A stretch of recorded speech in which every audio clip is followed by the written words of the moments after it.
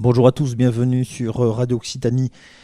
Dans le cadre de Nations apprenantes, tout ça, on va vous faire encore aujourd'hui un petit cours, un petit dossier thématique de vulgarisation de la mythologie. En l'occurrence aujourd'hui les Rose-Croix, cette société secrète qui a vraiment existé et qui, ma foi, existe encore, paraît-il, plus ou moins. Voilà, c'est un article qui était paru dans l'excellent magazine Twice et que je reprends ici pour vous dans le cadre de ce dossier. Bon confinement si vous êtes encore confiné quand vous écoutez cet article. Et puis, sinon, j'espère que, quoi qu'il en soit, ça vous intéressera. Alors, le rosicrucianisme est une de ces éternelles sources de l'imaginaire européen, que ce soit en littérature, en peinture, et pour ce qui me concerne moi plus directement, en musique, on en écoutera un petit peu de musique inspirée par les rosicruciens dans cette émission. Avec des groupes comme Rosa Cruz, Sol Invictus, Theory of Dreams, Bauhaus et beaucoup d'autres néo-folkeux, ça c'est pour les musiciens qui nous écoutent. On écoutera certains de ces artistes. Mais il faut dire que malgré l'omniprésence du divin dans cette doctrine qui est le rosicrucianisme, tout le reste ne pouvait qu'inspirer des gens centrés sur un processus créatif, introspectif, et au visuel obscur et au code dur à déchiffrer. Même des gens comme Madonna se sont réclamés du rosicrucianisme à un moment donné, etc. Et certaines stars du cinéma. Donc si vous rajoutez par-dessus l'odeur des alambics, de la magie et du mythe, la coupe est pleine et un petit résumé s'impose. Grand 1. Au commencement était le Verbe. Alors, si l'on en croit les rosicruciens eux-mêmes, tout démarre avec un certain Christian Rosenkreutz, d'où le terme de Rose-Croix. Christian Rosenkreutz, un brave germain modeste né en 1378 et qui, à l'âge de 16 ans, quitte son monastère pour découvrir le vaste monde, allant apprendre de la science diverse et variée partout où il le peut.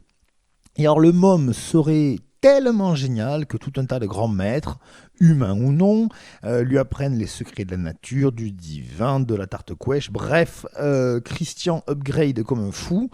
Et quand il revient en Allemagne, il est devenu tellement brillant, c'est un tel savant qu'il récupère 3 de ses condisciples qu'il a croisés sur la route et il fonde le couvent du Saint-Esprit, planqué on ne sait pas où, pour continuer à procrastiner. Et ils sont rejoints par 4 nouveaux membres sur place. Alors, les chiffres ont une grande valeur symbolique pour les rosicruciens, comme pour la plupart des courants hermétiques de ce genre. Dans le cas présent, 3 disciples au début, comme la Sainte Trinité, plus 4 comme les éléments, qui donnent 7 comme le temps que le taulier a mis pour créer l'univers, et qui résume pour les rosicruciens le procédé du grand œuvre. Tout ce petit monde se colle au boulot, donc découvre The Ultimate secret de la mort, de la vie, tout ça, et décide de le garder secret pendant 100 ans. Alors pourquoi ça on ne sait pas. Et puis, pendant ces 100 années, de disperser la confrérie avant de la relancer quand 2 disciples ouvriront la tombe, secrète également, du fameux Christian Rosenkreutz. Et qu'ils publieront les livres qu'on avait enterrés avec lui lorsqu'il mourut à 109 ans. Et c'est donc en 1614 que sont publiés 2 ouvrages quasi simultanément. Alors, le premier, ouvrez les guillemets parce que le titre est long, Réforme générale et universelle du monde entier, la fama fraternitatis de la louable fraternité de la Rose-Croix révélée au monde. Alors ça c'est juste le titre, hein. Et donc qui raconte le voyage du fondateur et ses révélations, ainsi que les règles de la société secrète qu'il a fondée, comme le fait que ses membres doivent désigner leur remplaçant à leur mort, se reconnaître au symbole RC, se retrouver une fois par an dans un coin secret pour partager leurs sentiments et leurs réflexions, etc. etc., etc. Et puis un deuxième ouvrage, La Confessio Fraternitatis. Alors comme d'hab dans ce genre de mouvement, secte, société secrète, cocher les mentions inutiles. C'est une sorte de déclaration d'intention, de programme de la fraternité des Rose-Croix, qui peut se résumer comme ça. Nous vous apportons la lumière après une époque de ténèbres, et après nous c'est la fin du monde, littéralement dans leur cas. Et nous seuls pouvons vous apporter le pass d'entrée pour le paradis, le bonheur, la sagesse et les numéros gagnants du loto. Et bien sûr, le club est privé, seule l'élite pourra nous rejoindre, blablabla. Blablabla. Ce genre de laïus est très fréquent.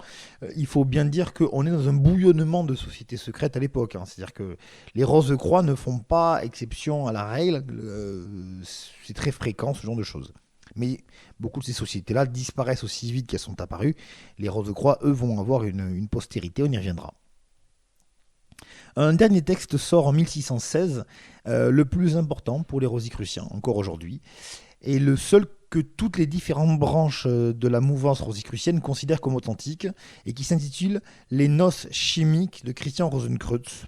Il s'agit d'un roman, finalement, d'un roman fantastique, codifié à l'extrême, avec 30 symboles par ligne, jouant autour des archétypes fondamentaux, baignant tour à tour dans la Kabbale, l'alchimie, l'astronomie, et qui raconte en gros comment le fondateur s'est vu invité aux noces d'un roi, le fondateur, ce fameux Christian Rosenkreutz, et lesquelles noces l'ont amené à sa propre transfiguration, qui est le grand œuvre de la Rose-Croix, ce que visent les membres de cette société secrète. Alors aujourd'hui, croyants et athées s'accordent à dire que l'auteur, et donc le fondateur de toute cette doctrine, est un certain Johann Valentin Andrea, né en 1586 et mort en 1654, aidé pour les deux premiers textes par Christophe Bezold et Tobias Hess, qui appartenaient comme lui à une autre société, pas secrète, mais une autre société qui s'appelle donc les Cénacles de Tübingen, qui était un groupe de réflexion pour les humanistes luthériens. L'objectif de l'antidatation des textes, de faire croire que c'est plus vieux que ça, mais aussi de cette manière de se cacher, il y avait pour but de brouiller les pistes. Je vous rappelle qu'à l'époque, on a quand même le bûcher facile, on est en plein dans les guerres de religion, protestants, catholiques, etc. Donc voilà, on brouille un peu les pistes, mais aussi de pouvoir laisser penser que la Rose-Croix n'était pas le fruit de l'imagination de quelques humanistes luthériens, mais bien des grands noms de l'ésotérisme les ayant précédés, comme Paracels, Nicolas Flamel ou Dante Alighieri, dont la Divine Comédie est truffée de références alchimiques. Alors on va faire une petite pause musicale avec un groupe qui s'appelle tout simplement Rosa Crux, voilà, donc ça a le mérite d'être clair, avec le titre de rock Aglon, voilà, et puis on se retrouve juste après.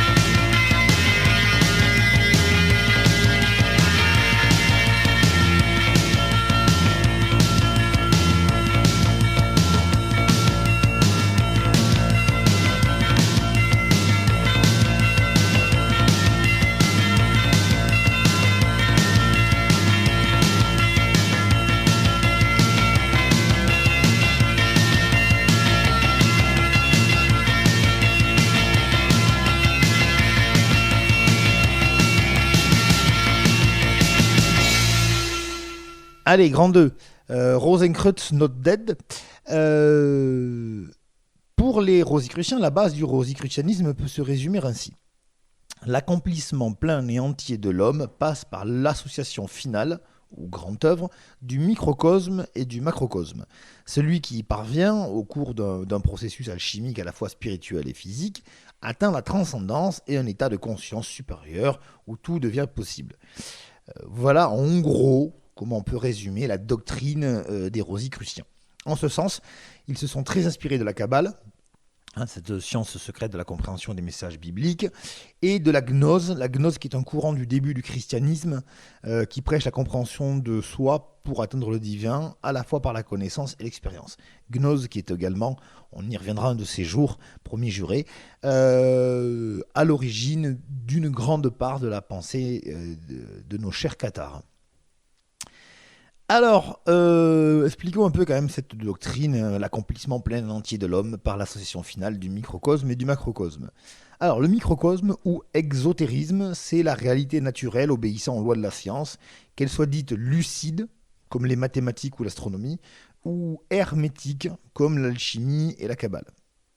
Et le macrocosme ou ésotérisme, c'est la réalité divine, obéissant aux lois supérieures, à la sanctification de l'intention et à la compréhension des plans dits subtils ou invisibles, en l'occurrence de Dieu.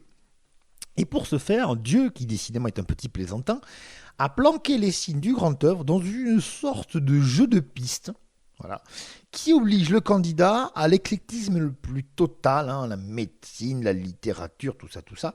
On retrouve quand même cette idée des humanistes.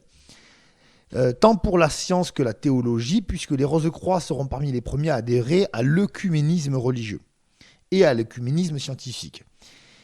Comme toujours dans ce genre de quête, à l'image de ce qui est raconté dans les Noces chimiques, leur fameux livre qu'ils aiment tant, le parcours est indispensable et tout aussi important que ce qu'on y apprend. En ce sens, et même si le côté initiatique et mentorat est fondamental dans toutes les différentes sociétés Rosecroix qui existeront et qui existent encore aujourd'hui, ce n'est pas, entre guillemets, ensemble tout devient possible, comme disait l'autre, mais cela reste bien une quête individuelle. Et démerde-toi pour interpréter les signes, tout seul.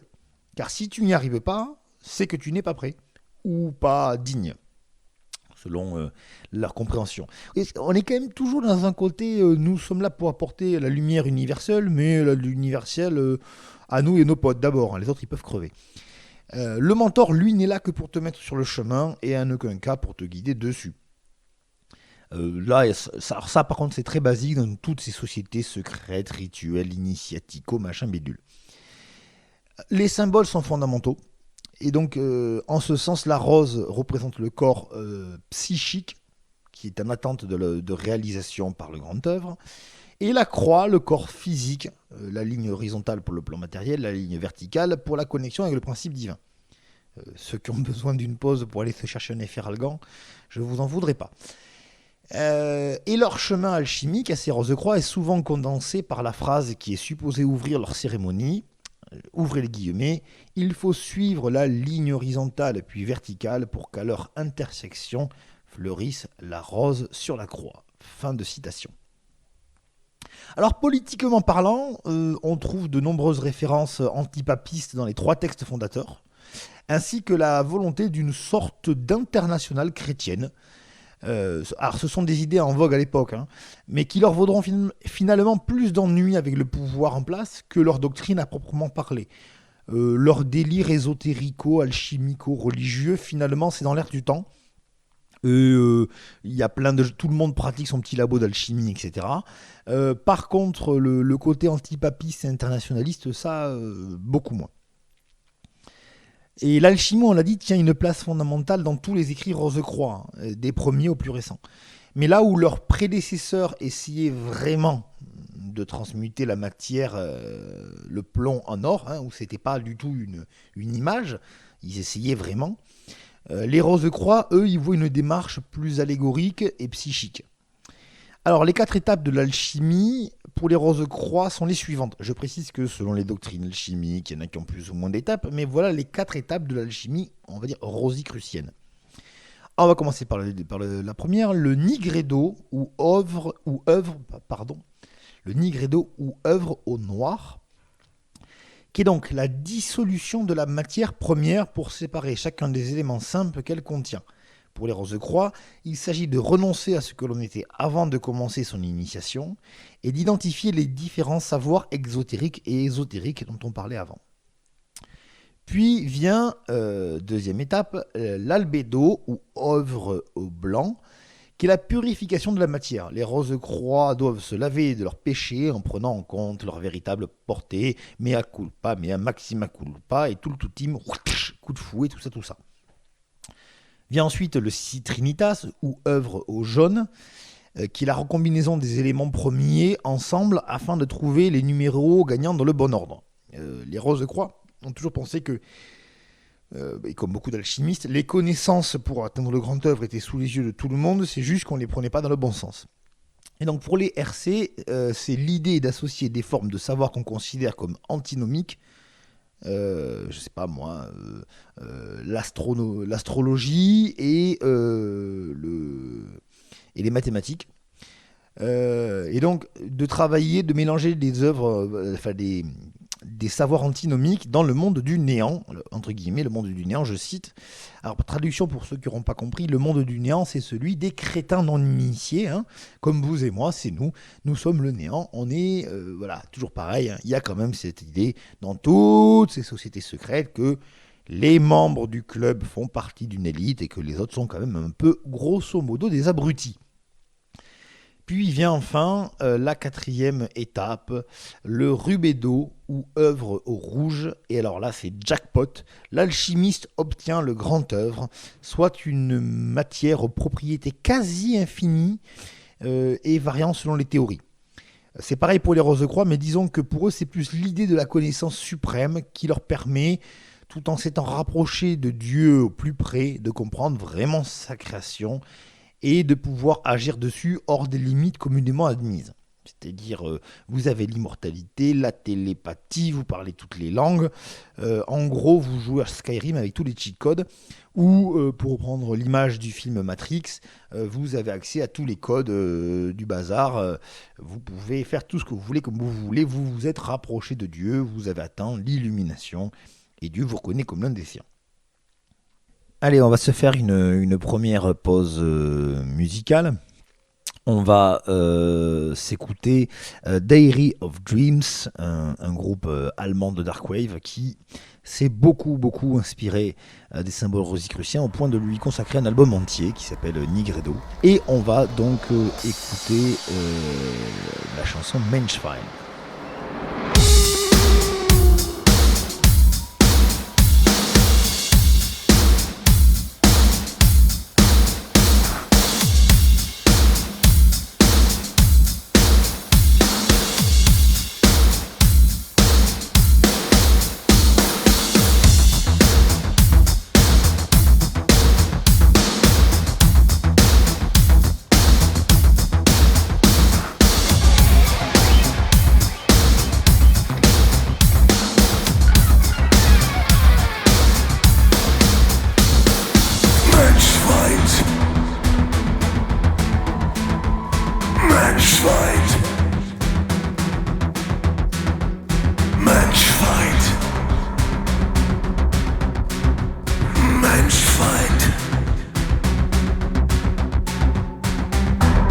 Now who are we in the sterile sea, diving into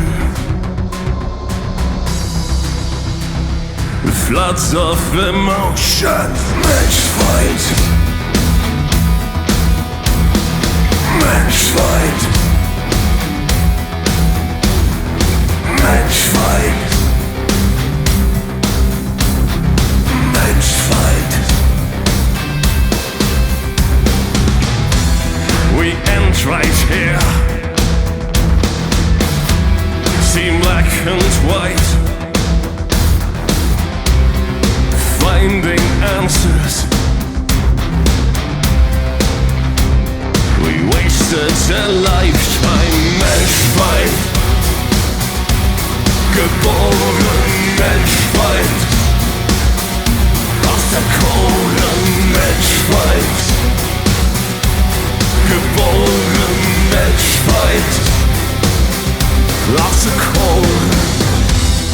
I'll take your place upon that throne. My crown will stand for endless deception. Yeah.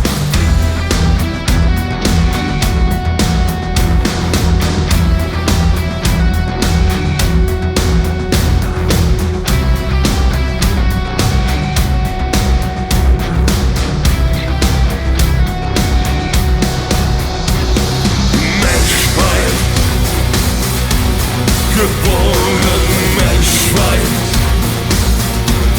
zerkoren Menschheit, geboren Menschheit, zerkoren Menschheit, geboren Menschheit, zerkoren Menschheit, geboren Menschheit. Lost the core.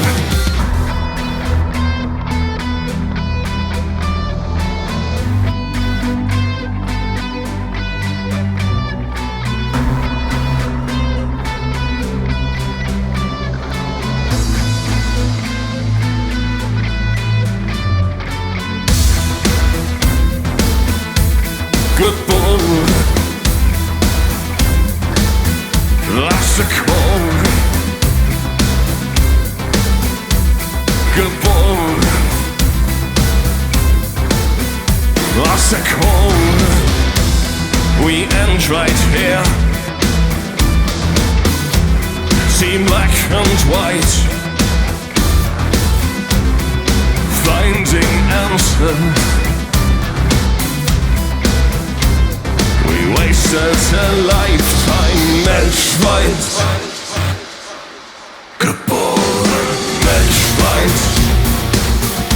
Aus der Krone Menschheit, geboren Menschheit, aus der Krone Menschheit, geboren Menschheit, aus der Krone Menschheit, geboren Menschheit. Aus der Krone Menschheit. Alors, grand 3, que j'appelais pour faire le grand œuvre, ce n'est pas la taille qui compte. Vous m'excuserez, j'espère, pour ce très très très mauvais jeu de mots. On va parler maintenant un peu de ce qui s'est passé suite à la création de cette première fraternité Rose-Croix et des bouquins. Il est impossible d'énumérer ici toutes les différentes associations, cercles culturels et sociétés secrètes qui affirmèrent être les fameux Rose-Croix de la Fama Fraternitatis. Ce qu'il faut bien comprendre, c'est que ceux qui ont la première Fama Fraternitatis Rose-Croix, donc ceux qui ont publié les bouquins, l'ont fait secrètement et n'ont jamais dit qui ils étaient.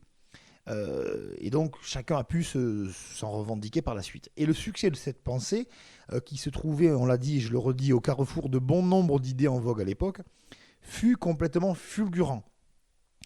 Au XVIIe siècle, lorsque les 3 premiers livres parurent, ça a été un succès total. Ils ont été réédités, traduits, ils furent suivis par bon nombre d'ouvrages d'auteurs divers qui ont prétendu les agrémenter, les analyser ou les réfuter. Ils ont été un phénomène de société. Et ils furent même persécutés dans certains endroits, à Paris notamment, et provoquèrent des débats passionnés dans les journaux. Disons qu'en gros, dans les années 1620 et suivantes, le moindre savant / hérétique / escroc / fanatique, rayez les mentions inutiles, fonda son ordre rosicrucien un peu partout en Europe de l'Ouest, chacun bien évidemment, comme toujours, se revendiquant le seul, le vrai, l'unique, avec les secrets les plus terrifiants. Et on rivalisait alors d'ancienneté, les uns prétendant être les fils directement de Christian Rosenkreutz, les autres carrément de Toutankhamon, et même d'Adam et Ève ou de l'Atlantide. Et bien sûr, les Rosicruciens affirmèrent très très vite être les descendants bien sûr, des Cathares et les Templiers, ou plus exactement que les Templiers avaient été leur émanation visible. C'est-à-dire les mecs ont carrément dit, On existe depuis avant tout ça, et les Templiers étaient nos hommes à tout faire. Et bien évidemment, chacune de ces sociétés t'affirme avoir des milliers de frères partout dans le monde, des connaissances formidables, etc. etc., etc. En réalité, l'immense majorité de tous ces groupes ne dépassa jamais les 4 ou 5 membres et dura quelques mois, au plus quelques années. Encore une fois, il y a beaucoup de tentatives d'escroquerie là-dedans. Et chacun y alla de son petit manifeste où, en général, le règlement intérieur et la dimension financière prenaient plus de place que la doctrine elle-même. Et puis, la mode passa dans les années 1650, en gros, on passe à autre chose. C'est au XVIIIe siècle que les Rose-Croix prirent vraiment leur essor, en parallèle et même souvent en symbiose avec la franc-maçonnerie naissante. Que ce soit en concurrence ou en alliance, les échanges de membres furent nombreux entre les deux sociétés secrètes. L'un des grades maçons du rite écossais est d'ailleurs celui de chevalier Rose-Croix.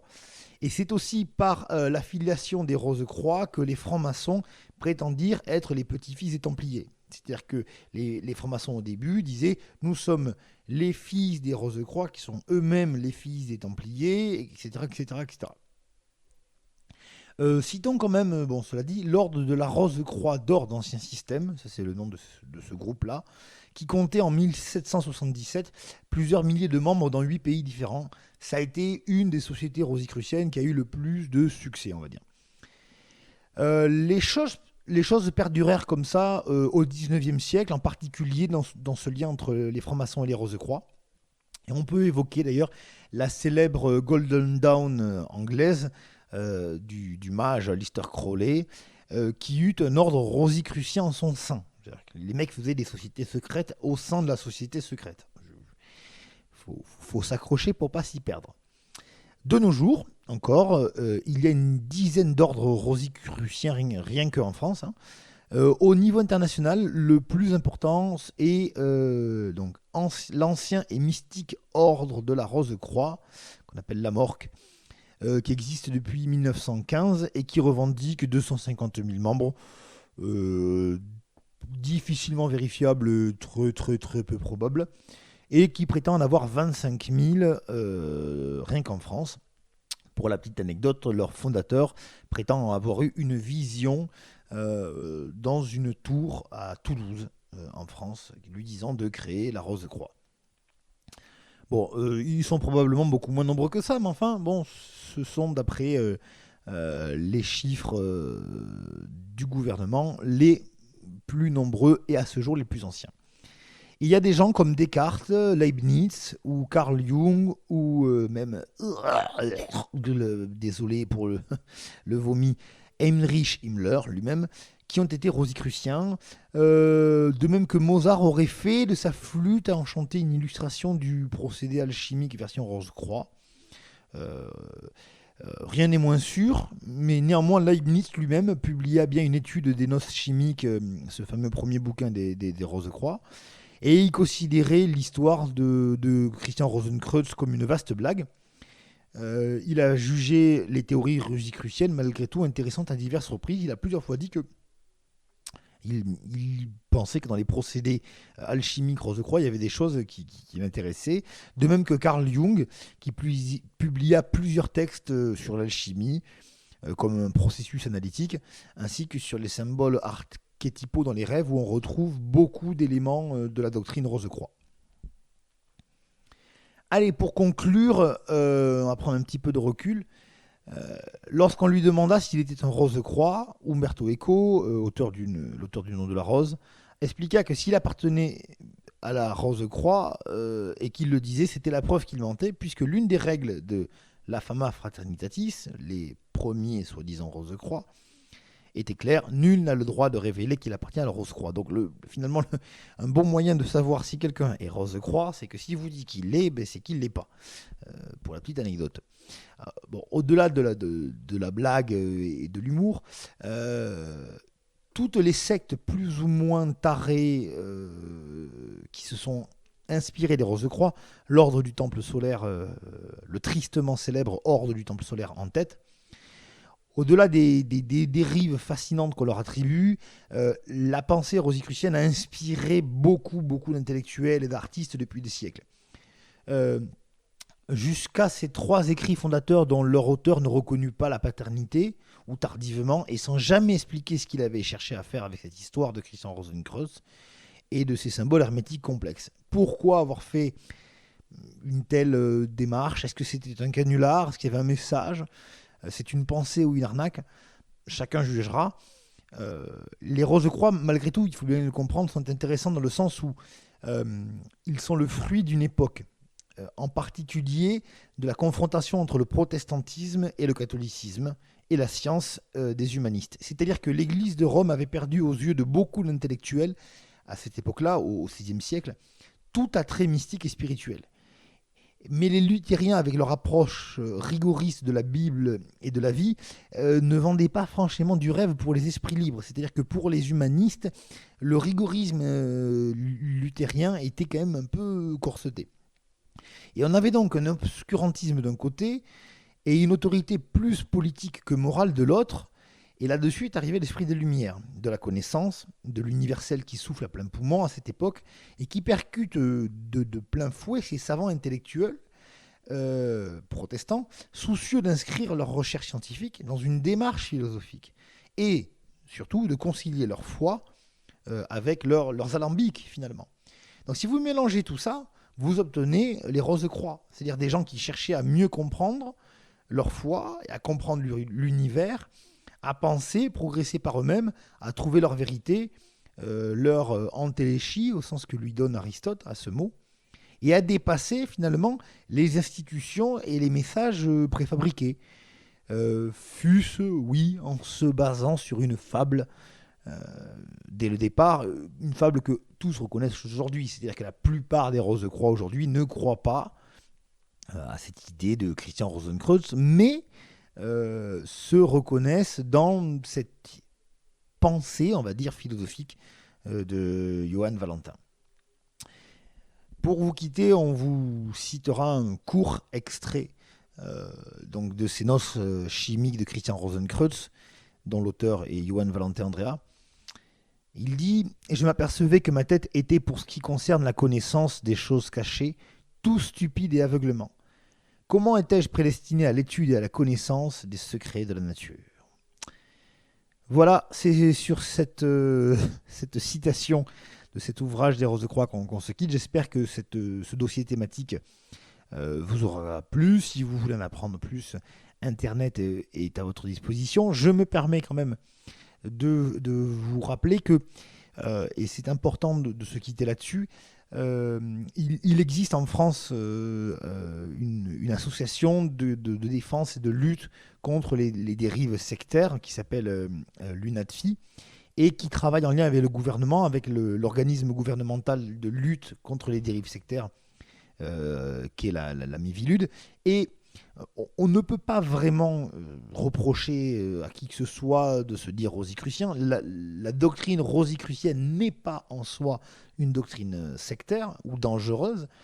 Maintenant, juste vous dire que sur les 17 différents groupes ouvertement rosicruciens en France, il y en a quand même 14 qui sont classés comme sectes à dérive néfaste par ces organismes. Donc si vous vous intéressez à tout ça, je me permets quand même de vous donner le conseil de faire très attention à qui parle et dans quel but. Et on va se quitter en musique avec le groupe italien Apax qui a plusieurs fois aussi utilisé des symboles rosicruciens, notamment comme dans cette chanson qui s'appelle Sacred Part 2, donc la deuxième partie du sacré. Et ils avaient fait une chanson qui s'appelait Vitriol, qui est un mot en ancien français, et qui a une signification alchimique assez rigolote, puisque ça serait un acronyme, Vitriol, qui voudrait dire Visita interiora terrae rectificando invenies occultum lapidem. C'est-à-dire, visite l'intérieur de la terre, et en rectifiant, tu trouveras la pierre cachée, qui est l'acronyme qui semble pour les alchimistes résumer voilà, leur doctrine. Allez a plaleu, bon confinement, tenez-vous al caut, temoras pla à l'hostal per sauvar des bidos et merci beaucoup.